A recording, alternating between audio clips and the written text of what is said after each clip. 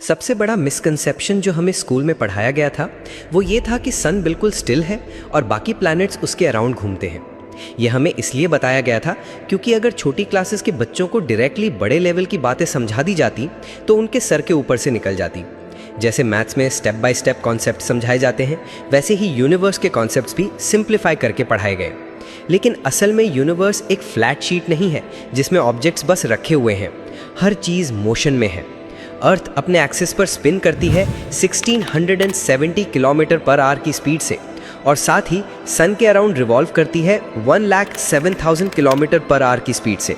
और यही नहीं, हमारा सन भी 70,000 किलोमीटर पर आवर की स्पीड से मूव कर रही है। और सिर्फ अर्थ ही नहीं, पूरा सोलर सिस्टम सन के साथ मूव कर रहा है।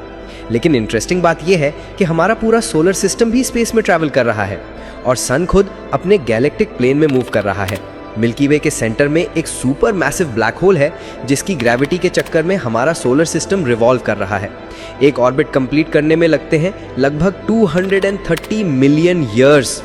यानी जिस पॉइंट से हम अभी ट्रैवल कर रहे हैं वही पॉइंट 230 मिलियन साल पहले डायनासोर्स भी क्रॉस कर चुके थे।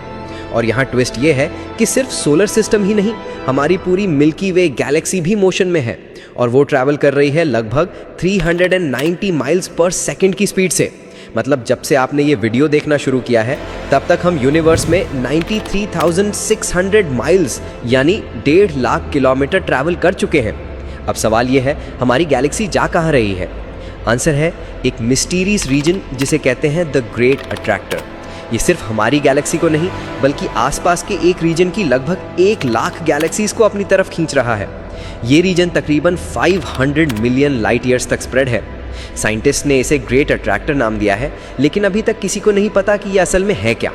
हमारे most powerful telescope James Webb telescope भी इसे डायरेक्टली ऑब्जर्व नहीं कर पाते क्योंकि इंटरस्टेलर डस्ट और कॉस्मिक क्लाउड्स हमारा व्यू ब्लॉक कर देते हैं। ये एरिया जोन ऑफ अवॉइडेंस कहलाता है और ग्रेट अट्रैक्टर इसी के पीछे छुपा हुआ है।